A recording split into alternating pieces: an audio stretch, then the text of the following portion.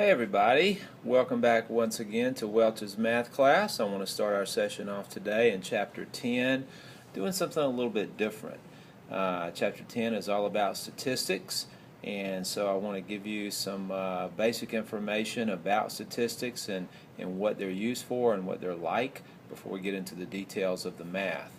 Statistics essentially take data, that is lots of numbers, and organize them in a way that brings meaning and makes them more helpful in giving us information so that we can use that and make decisions.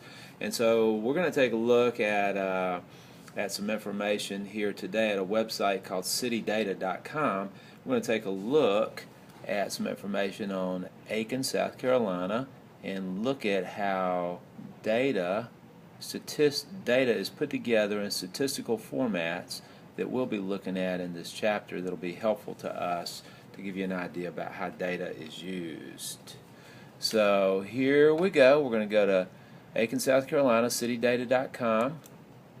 And by the way, you can pull up any town in America and go to citydata.com and get information. So we start off with some nice pictures of Aiken right there and job openings and such. And let's go on down in here though, and what we'll see right out of the gate, of course, is a map over here of Aiken to give us a sense of the city. You can go larger, smaller there, all that. But what I want to draw your attention to here in particular are some population information on Aiken County. Population in 2012, 29,884. Notice that is listed as 98% urban, or in the city 2% rural. So most of the people, 98% of the people of that 29,000 people live in the city. There has been a growth since 2000 of 17.9%. We also see here, this is what's looked at as a mini bar graph.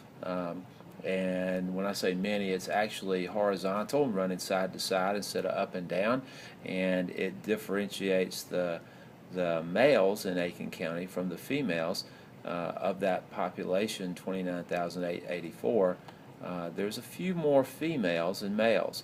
Raw numbers, raw data, the numbers, 13,757 males, 16,127 females, which translates out to 54% female, 46% male. And you can see the bar here is a little longer. It's a way to graphically represent this data. This is raw data. It's been translated into a bar here and a bar here that shows there's a few, the bar for the females is a little longer, and then it's been translated into percentages here. Okay? Then we get to ages. The median is a word that we'll use a lot. The median resident age, we'll go into that in detail and a little bit later in the chapter. The median resident age is 44.8. South Carolina median resident age is 40.2 years. So the residents of Aiken are a little older than South Carolina in general. Aiken is known as a retirement community, so that would make sense. If you were trying to make a decision about moving to Aiken, this is something you'd want to look at to see what the median age was. Then, if you want to look at wealth and or at least income potential in Aiken County, you can see that the median household income 2011 was almost $50,000 a year, and that's up $5,000 a year. Now, since 2000, South Carolina as a whole is about $7,000 less than that at $42,367, and so Aiken County is a little more wealthy, a little more. There's the jobs that are here, particularly. Are better jobs, I suppose, that pay a little bit more. Not only that, and I guess that would, you would think of that with SRS being closed, those kinds of things, possibility there. Now, housing values in Aiken, are about $40,000 more. The median house value or condo value in Aiken is basically about $40,000 more than in the state of South Carolina. It's risen by, gosh, almost $70,000 since 2000. So housing is fairly expensive in Aiken, and I guess that makes sense when you have pretty good jobs in Aiken across the board. You see another bar here that represents this. So we have raw data here of 177,000, 136,000. Those are raw number data, and then that's represented in a bar to show that there's more in Aiken than in South Carolina in general. And so that is an example, another example of a horizontal bar graph going side to side. Coming on down here, a little more information there, and we're going to get down now. Want to look, come on down and look at a circle graph that breaks down the racial makeup of Aiken. If you say that this circle represents the entire population of Aiken County, remember that was about 29,000 folks. You can see most of the circle is in this purplish color, and that is the white Caucasian population of Aiken. That would be in raw numbers 19,305 or 66.3%. So we have raw data 19,305 that is represented in a circle graph that shows most of the folks in more than half of the folks, most of the folks in Aiken County are white. And that's also represented over here in a percentage of 66%. Now the second largest population is African American or black. That's 8,000 in raw data, 27% percentage-wise, and you can see it here on the graph, and then Hispanic much smaller. Okay, so this is how we use, we take raw data and we would put it into a circle graph to represent what we're doing. This is the work of statistics. This is what statistics do. We can come on down here and we can see here another bar graph representing home sales in Aiken County. You can see a representation of a line graph that essentially shows here 2008, 2009, 2010. So we can see home sales here went up, began to drop, leveled off, went up, and then they climbed quite a bit in 2010. All right, so a couple more, a bar graph listed here, a line graph listed here, a couple more things we'll look at.